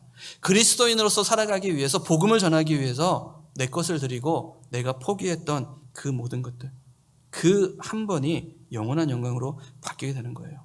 성경에 보면은 물 한 잔 대접한 것도 하나님은 잊으시지 않겠다고 분명히 말씀하셨습니다. 그런데 내가 형제자매를 위해서, 복음을 위해서 눈물을 흘리고 참고 인내하고 정말 기도했던 그것을 하나님 잊으실까? 절대 아니란 얘기예요. 그렇기 때문에 우리가 복음을 전하기 위해서 고난받을 걸 알면서도 가는 겁니다. 분명히 내가 하나님 말씀 듣자 구원받자 얘기하면은 욕할 거 알아요. 나 핍박할 거 알아요. 나 무시할 거 알아요. 그래도 가는 거예요. 첫 번째는 내가 받은 사랑이 너무 크기 때문에. 그리고 내가 받는 그 고난을 하나님이 보고 있기 때문에. 내가 먹을 게 없고 힘들더라도 형제자매들 오면은 좋은 걸로 대접하고 복음을 위해서 드릴 수 있는 이유가 뭐예요? 영원한 것을 주신 하나님을 알기 때문에. 우리는 분명히 기억해야 됩니다. 지금 내가 받고 있는 이 고난, 하나님이 주시고자 하는 영광과 좋게 비교할 수도 없어요. 지금 내가 아픔 가운데, 고난 가운데 당하고 있는 이 어려움, 하나님 아셔요. 하나님 아셔요. 영원한 영광 주기 위해서 가장 영광받기 합당한 그 자리이기 때문에 나를 불러주시고 그 자리에 두신 거예요. 원망이 아니라 감사할 수 있는 믿음. 정말 힘들고 어렵지만 그 눈물을 하나님이 아십니다. 애매한 고난마저도 하나님을 생각함으로 참으면 아름답다 하셨어요. 우리가 받는 고난은 영광입니다. 우리는 분명히 알아야 됩니다. 그리고 또 하나, 감사해야 될 이유, 하나님이 나와 함께 하시기 때문에. 출애굽기 13장. 저는 정말 임마누엘 하나님이 너무 좋아요. 그래서 모든 교제를 하고 설교할 때 꼭 임마누엘 하나님을 한 번이라도 더 전해드리고 싶습니다. 출애굽기 13장 21절.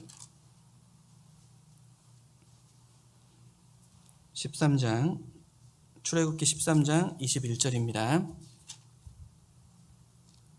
13장 21절, 22절 읽겠습니다.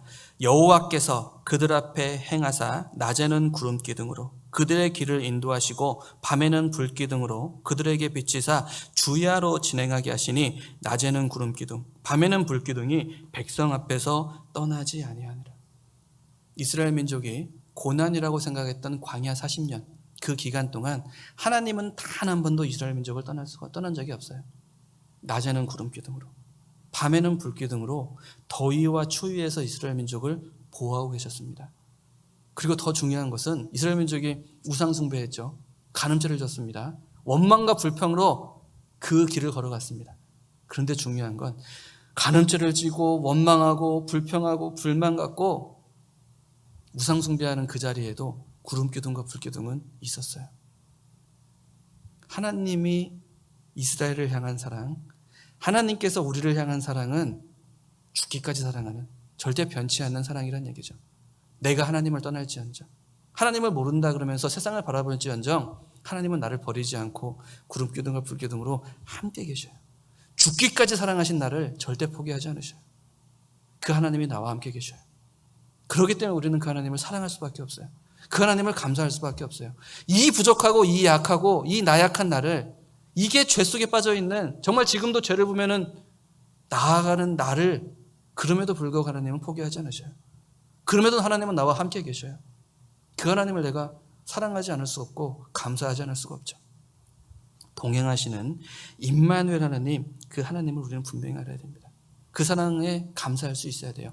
그 하나님을 알고 그 사랑에 감사할 수 있을 때 진정한 위로와 하나님과의 진정한 사랑을 우리는 누릴 수 있고 나눌 수가 있는 거예요. 창세기 39장. 창세기 39장입니다. 60페이지. 창세기 39장 2절. 2절로 3절. 읽겠습니다. 여호와께서 요셉과 함께 하심으로 그가 형통한 자가 되어 그 주인 애굽 사람의 집에 있으니 그 주인이 여호와께서 그와 함께 하심을 보며 또 여호와께서 그의 범사에 형통케 하심을 보았더라. 형들의 시기로 애굽 보디발 장군의 집에 종으로 팔려간 요셉. 근데 중요한 것은 그가 하나님과 함께 동행하는 삶을 살았다는 얘기죠. 여기 2절에 보시면은 여호와께서 요셉과 함께 하심으로 그가 형통한 자가 돼요.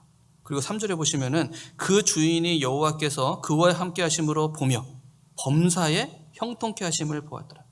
종이라는 불우한 위치, 불우한 자리, 종이라는 자리가 중요한 게 아니란 얘기예요. 종이란 자리가 중요한 것이 아니라 그 가운데 하나님과 함께 하느냐, 함께 하지 않느냐, 그게 중요하다는 얘기죠. 하나님과 함께 했을 때 종이란 자리지만 형통케 되었습니다. 그 주인이었던 보디발 장군이 쟤는 하나님과 함께 동행하는, 범사에 형통케 하는 하나님의 사람이다 인정을 했습니다. 우리 구원받은 그리스도인이 주가 허락하신 이 세상을 살아가면서 내가 살고 있는 모습에 낭망할 필요 없어요. 원망할 필요 없어요. 왜 내 주위에 있는 형제자매들은, 내 주위에 있는 사람들은 왜 나를 이해하지 못하지? 내 마음을 이해하지 못하지? 원망할 필요 없다는 얘기예요. 내가 어디에서 무엇을 하든, 어떤 자리에 있든, 어떤 고난 가운데 있든 그게 중요한 것이 아니라 내가 그 자리에서 하나님과 함께 있느냐. 죽기까지 사랑하신 하나님이 나에게 허락하신 자리고 나에게 허락하신 고난과 아픔이라면 분명히 뜻이 있을 텐데 그걸 원망하는 것이 아니라 그 자리에서, 하나님이 부르신 그 자리에서 하나님과 함께 거하느냐 안 거하느냐, 하나님과 함께 동행하느냐 안 동행하느냐, 이게 중요하다는 얘기예요. 힘들고 어려운 종이라는 위치였습니다. 요새 종이라는 것은 지금 상상도 못하는 거예요. 이 시대의 종이라는 것은 짐승보다도 못하잖아요. 주인이 죽으라 하면 죽어야 되는 거고 갖다 버리면 죽을 수밖에 없는 게 종이잖아요. 근데 그 자리에서 하나님과 함께 하심으로 형통케 됐다 그랬어요. 죄송합니다. 그렇다면 우리 구원받은 그리스도인 지금의 내 자리에서 원망할 것이 아니라 내가 여기서 하나님과 함께 거할 수 있는 방법이 뭘까? 형제자매가 나를 힘들게 하고 나를 이해하지 못할 수 있습니다. 그리고 내가 걸어가는 이 삶이 고난과 아픔일 수도 있어요.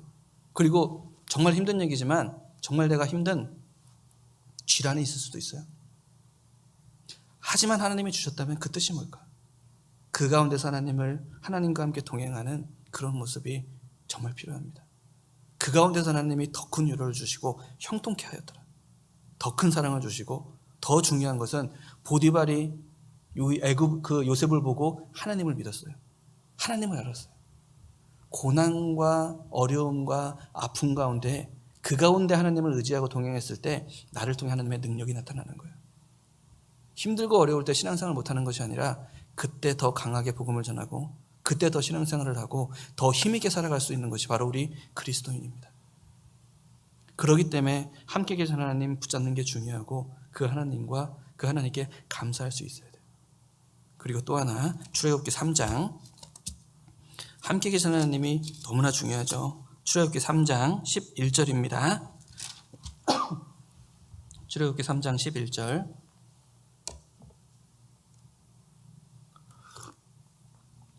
(3장 11절로 12절) 읽겠습니다. 모세가 하나님께 고하되 내가 누구간데 바로에게 가며 이스라엘 자손을 애굽에서 인도하여 내리이까? 하나님이 가라사대 내가 정녕 너와 함께 있으리라. 네가 백성을 애굽에서 인도하여 낸 후에 너희가 이 산에서 하나님을 섬기리니 이것이 내가 너를 보낸 증거니라. 400년 동안 종살이하던 이스라엘 민족, 그들을 출애굽시키기 위해서, 그들을 구원하기 위해서 모세를 보내려고 합니다. 하나님이 모세를 불렀습니다. 그리고 가라 말씀하십니다. 근데 모세의 말이 뭐냐면 내가 누구간데, 내가 어찌 그 길을 가겠습니까? 이게 무슨 얘기예요? 모세가 애굽에서 나온 이유는 사람을 죽였습니다. 살인자로 도망을 나온 거예요. 살인자의 모습으로 죽을까 봐 무서워서 도망이 나왔습니다. 그리고 목동생활 양을 치면서 40년 동안 산 80살이 된, 노인이 되었어요. 내가 살인자로 도망 나왔고 이런 노인인데 내가 무엇을 할 수 있습니까? 내가 누구간데. 근데 중요한 건 하나님이 12절에 하나님이 가라사대 내가 정녕 너와 함께 있으리라. 살인자였던 모세, 양치기를 40년 동안 했던 그 모세가 함께 계신 하나님을 의지하고 애굽으로 들어가잖아요. 함께 계신 하나님을 알았을 때 우리는 담대할 수 있어요. 함께 계신 하나님을 알았을 때 내가 바뀌는 겁니다. 함께 계신 하나님을 알았을 때 모세는 더 이상 살인자가 아니고 양치기가 아니에요. 이스라엘 민족을 구원한 이스라엘 민족의 지도자입니다. 지도자. 하나님의 사람으로 바뀌게 된 거예요. 내가 하나님을 알았을 때, 하나님과 함께 동행했을 때 내가 하나님의 사람으로, 하나님의 능력을 전하는 사람으로 완전히 바뀌게 되는 거예요. 함께 계신 하나님, 그 하나님과 감사할 수 있어야 되고 그 하나님과 동행할 수 있어야 됩니다. 사무엘상 17장입니다. 사무엘상 17장 45절, 438페이지 사무엘상 17장 45절, 읽겠습니다.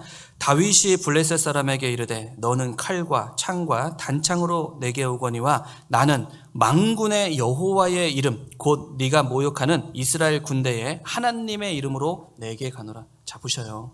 모든 이스라엘 민족이 골리앗이라는 그 거인 앞에서 벌벌 떨고 있습니다. 모욕하고 욕을 하고 있음에도 불구하고 아무도 못 나갑니다. 근데 다윗이 나갔어요. 다윗이 나가는 그 이유가 뭐예요? 하나님의 이름으로. 하나님의 이름으로. 함께 계신 그 하나님을 붙잡고 하나님의 능력을 쫓고 그 자리에 나갔을 때 애굽은 이 골리앗을 쓰러뜨리고 이길 수 있었어요. 하나님의 이름으로. 내가 아닙니다. 함께 계신 하나님을 붙잡는 거죠. 그 하나님의 능력이 나를 통해 나타나게 하는 거죠.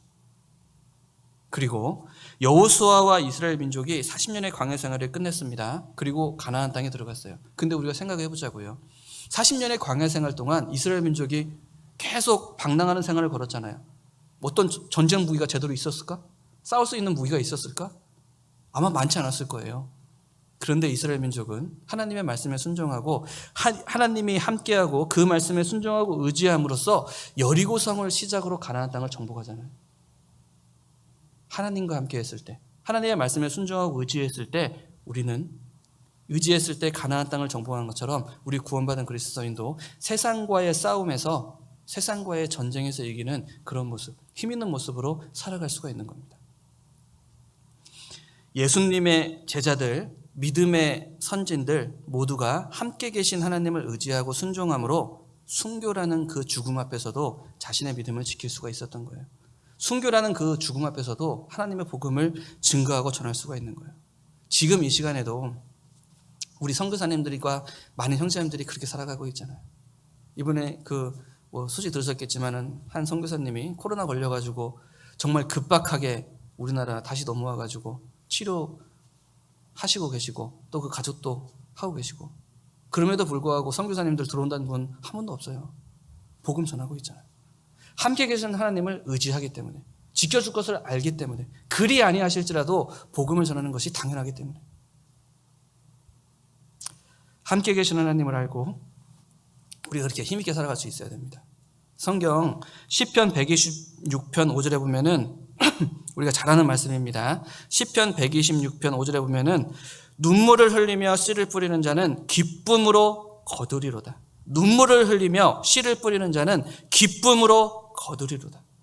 함께 계신 하나님, 나의 눈물을 아시고 나의 약함을 아시고 나의 부족함을 아시고 나의 심령을 아신 하나님, 그 하나님과 그 아심에도 불구하고 지금 나와 함께 계시는 그 하나님을 내가 알고 있을 때, 그 하나님과 함께 동행을 할 때 고난을 자처하고 기도하고 눈물 흘리고 나아갈 수 있다는 얘기예요. 근데 중요한 건 이거죠. 눈물로 씨를 뿌려야지 그 기쁨으로 단을 거둘 수가 있는 겁니다. 내가 기도만 하고 있고 눈물만 흘리고 있고 그냥 그 자리에 주저앉아 있으면은 아무 의미가 없다는 얘기예요. 그 마음 모르는 건 아니지만은 그 씨를 뿌렸을 때 기쁨으로 단을 거둘 수가 있는 거예요. 그 얘기는 뭐냐면 기도만 하지 말란 얘기예요. 눈물만 흘리지 말란 얘기예요. 이제는 땀을 흘려야 될 때예요. 이제는 씨를 뿌려야 된다는 얘기예요. 복음을 전해야 된다면은 기도만 하지 말고 말하십시오. 고난 감당하십시오. 분명히 눈물 흘릴 겁니다. 하지만 기쁨으로 그 단을 걷게 되는 거예요. 지금 우리가 살고 있는 이 시대는 기도만 하고 그 자리에 주저앉을 시대가 아니에요. 나아가야 됩니다. 고난을 자처해야 되는 시대에 우리가 살고 있는 거예요. 그리고 우리를 향하신 하나님의 뜻, 선을 행함으로 고난받는 것이 바로 우리를 향하신 하나님의 뜻이잖아요. 성경 베드로전서 3장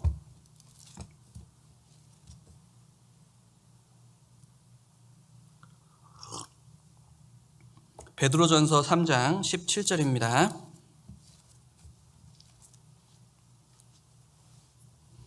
베드로전서 3장 17절 같이 380페이지 베드로전서 3장 17절 같이 읽겠습니다. 선을 행함으로 고난받는 것이 하나님의 뜻일진대 악을 행함으로 고난받는 것보다 나으니라. 선을 행함으로 고난받는 것이 하나님의 뜻이다. 하나님이 분명히 말씀하십니다. 그리고 우리가 살아가는 모습을 한번 보자고요. 정말 우리 구원받은 그리스도인들 다 착합니다. 하나님이 양심을 선하게 해주셔서 선한 양심이 있어요. 우리가 이 세상을 살아가면서 내 주위에 있는 분들, 나와 함께 하시는 분들한테 악을 행하지 않습니다. 오히려 착하고 오히려 무엇을 주기 원하고 오히려 도와주고 선을 행해요. 그런데 그런 나를 싫어합니다. 그런 나를 힘들게 합니다. 그런 나를 핍박합니다. 우리가 구원받은 증거란 얘기예요. 그리스도인이란 증거란 얘기예요. 그리스도인이기 때문에 선을 행하면 고난을 받아요. 지금 우리가 그리스도인으로서 순종과 선을 행하는 삶을 살아가면서 받는 고난이라면 원망이 아닌 감사를 할 수 있어야 됩니다. 하나님이 원하시는 그 하나님의 뜻에 맞는 좌로나 우로나 치우치지 않는 정로를 걸어가고 있다는 얘기예요. 내가 선을 행함으로 고난을 받는다는 얘기는 내가 구원을 받은 하나님의 자녀라는 증거고 하나님의 말씀에 순종하는 하나님의 뜻을 이루고 있는 선을 행함으로 고난을 받는 것이 하나님의 뜻이다. 그 말씀이 나를 통해 역사하고 있다는 너무나 귀한 삶을 살아가고 있다는 증거인 겁니다. 그렇기 때문에 선을 행함으로 고난받는 거 당연한 얘기죠. 성경 디모데후서 3장 디모데후서 3장 12절입니다. 346페이지 디모데후서 3장 12절 같이 읽겠습니다. 무릇 그리스도 예수 안에서 경건하게 살고자 하는 자는 핍박을 받으리라. 자, 하나님이 정하신 법칙입니다. 정말 내가 구원받은 그리스도인으로서 경건하게 살고자 한다. 하나님을 닮기 원한다. 경건에 이르기를 연습하는 그리스도인으로서 삶을 살기 원한다. 그러면 당연히 핍박이 있을 거다라고 하나님이 말씀하시는 거예요. 하나님이 정하신 법칙입니다. 내가 말씀에 순종하고 있습니다. 그리스도인으로서 살아가기 원합니다. 선을 행하기 원합니다. 그럼에도 불구하고 나에게 고난이 없다? 핍박이 없다? 어려움이 없다? 그럼 분명히 나를 돌아보고 생각을 해야 돼요.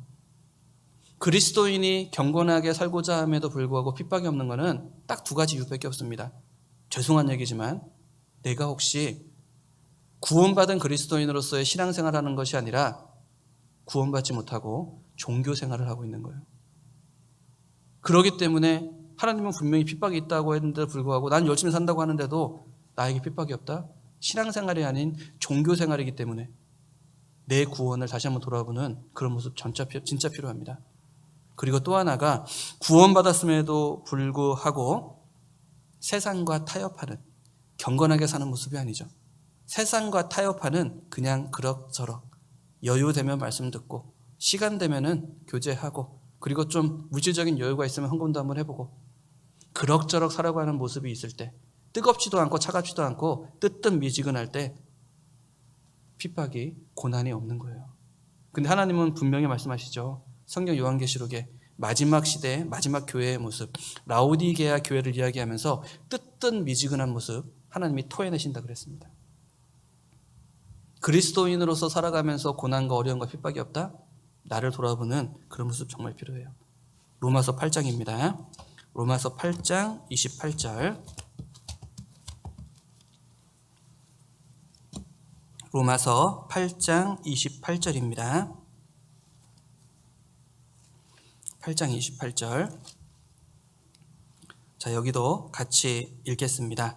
우리가 알거니와 하나님을 사랑하는 자 곧 그 뜻대로 부르심을 입은 자들에게는 모든 것이 합력하여 선을 이루느니라. 모든 것이 합력하여 선을 이룬다.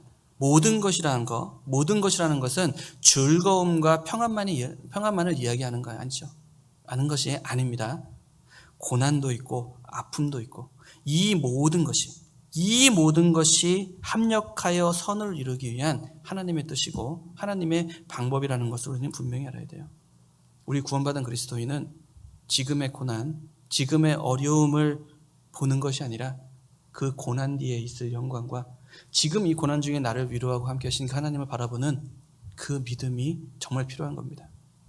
결국은 선을 이루시는 그 하나님을 붙잡고 그 하나님을 의지하고 그 하나님을 믿는 것이 너무나 필요한 거예요.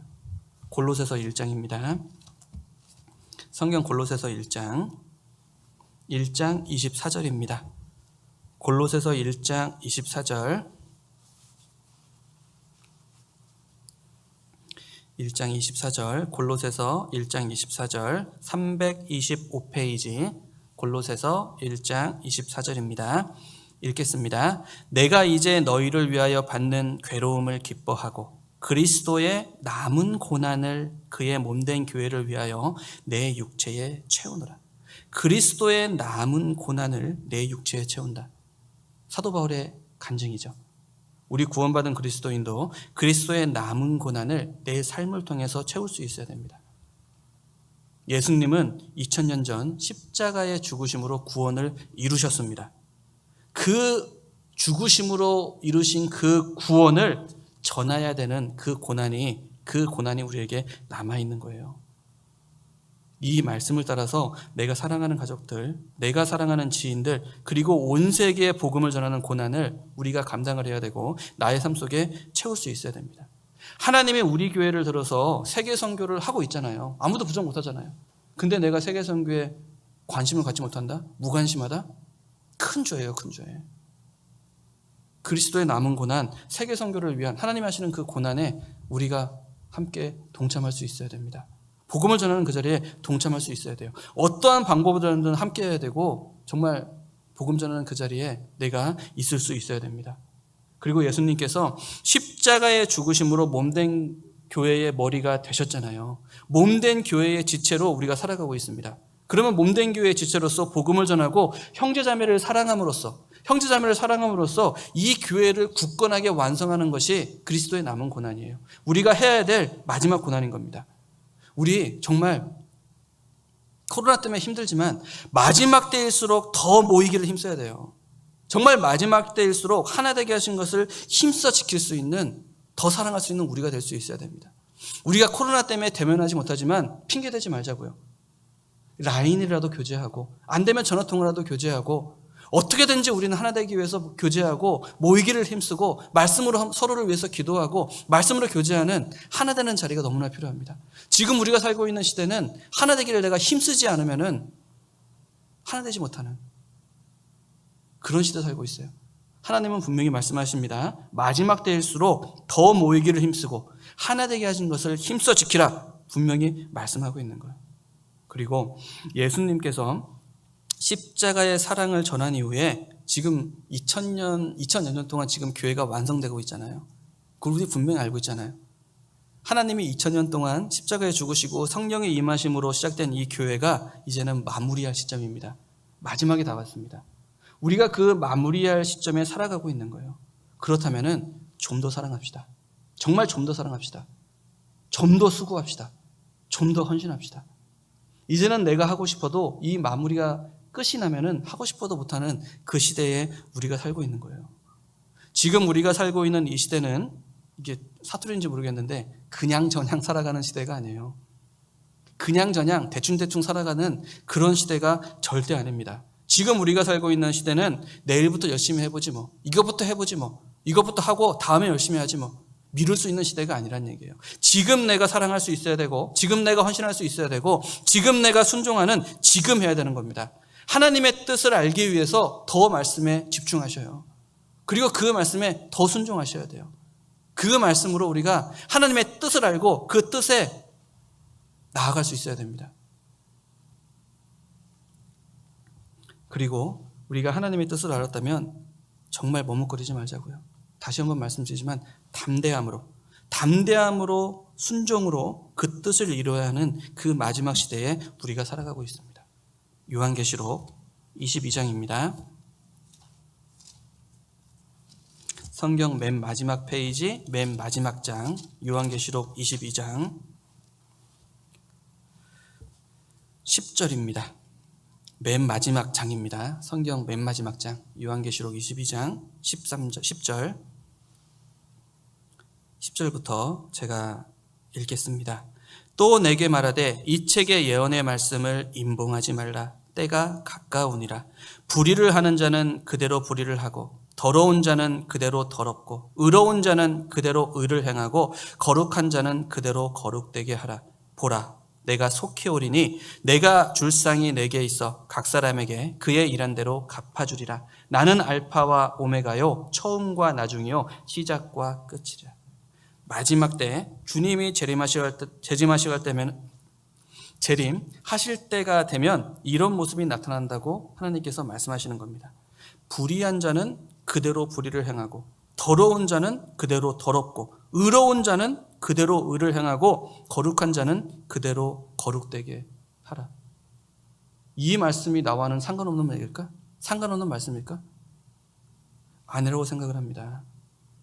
불의하고 더러운 모습으로 주님을 맞이할지 의롭고 거룩한 모습으로 주님을 맞이할지 내가 하나님의 뜻에 합당한 모습으로 살아가고 있는지 나를 분명히 돌아봐야 돼요.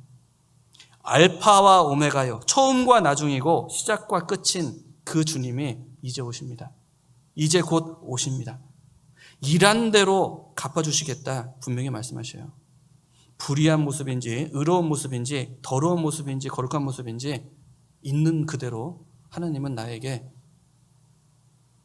나를 받아주실 거예요. 어떤 모습으로 하나님 앞에 서야 될지 정말 나를 돌아보고 나를 돌이키는 그런 모습이 너무나 필요합니다. 우리 구역 1교구에서 교제하면서 그런 말씀을 드렸지만 학예수행회가 연기가 됐습니다. 8월 23일 한 달이 연기가 됐어요. 이건 좀 개인적으로도 기도하면서 그런 생각을 했지만 정말 처음 있는 일이에요. 우리 교회가 생겨지고 주님의 몸된 교회가 생겨지고 복음을 전하는 일에 학예수행회가 연기된다? 상상도 못했던 일입니다. 학예수행회가 뭐예요? 우리뿐만이 아니라 전 세계 전국이 하나가 되는 가장 크게 하나님의 복음의 역사가 이루어지는 것이 학예수행회입니다. 근데 그 학예수행회가 한 달 연기됐다? 그럼 우리 정말 크게 생각을 해야 돼요. 단지 코로나 때문에 연기됐다? 그렇게 생각하는 것이 아니라 우리는 분명히 알아야 됩니다. 마지막 때가 되면 복음 전하기 계속 힘들어질 거예요. 더 힘들어질 거예요. 마지막 때가 되면 형제님들 모여서 교제하고 하나 되는 거 더 힘들어질 거예요.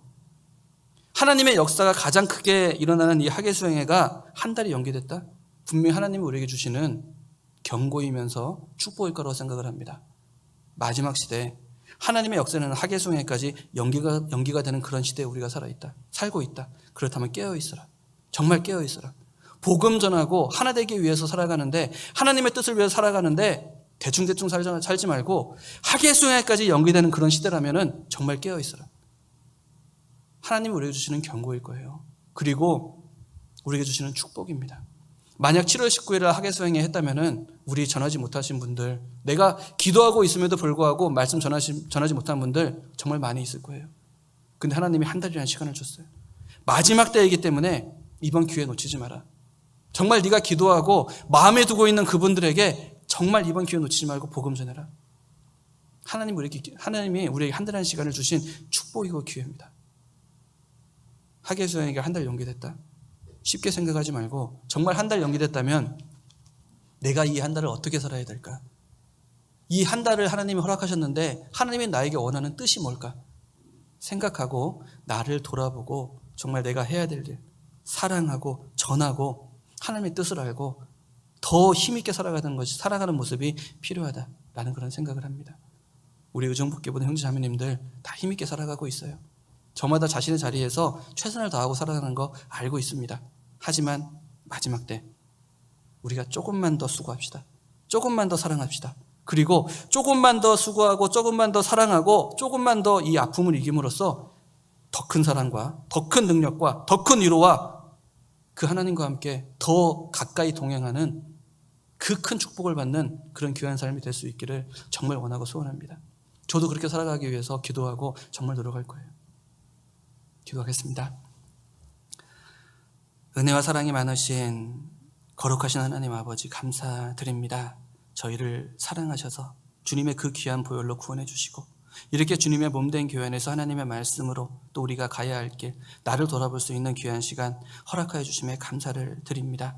사람의 이야기가 아니라 하나님의 말씀이 증거됩니다. 그 살아있는 하나님의 말씀이 듣는 모든 이들의 마음속에 새겨져서 그 말씀이 역사하여서 하나님이 나타날 수 있도록 하나님의 능력이 나타나는 귀한 그리스도인의 삶을 살아가는 우리 될 수 있도록 주님이 붙잡아 주시고 인도해 주시길 간절함으로 기도를 드립니다. 마지막 시대를 살아가는 우리들입니다. 더욱 깨어있을 수 있게 해주시고 더욱 사랑할 수 있게 해주시고 더욱 하나님과 함께 동행하는 저희 될 수 있도록 인도해 주십시오. 힘들고 어려운 자리에 있는 우리 형제 자매님들 더 큰 위로와 더 큰 사랑으로 품어주시길 간절함으로 기도를 드립니다. 그 자리에 함께 하신 하나님을 바라볼 수 있는 믿음을 주님이 허락하여 주십시오. 그리고 전 세계 복음이 전해지는 모든 곳마다 주님이 함께 하셔서 건강을 지켜주시고 또 코로나라는 이 어려운 가운데서도 주님의 뜻이 더 크게 나타날 수 있도록 주님이 함께 해주시길 원하고 소원합니다. 우리를 사랑하시는 예수님의 이름으로 감사하며 기도드렸습니다. 아멘.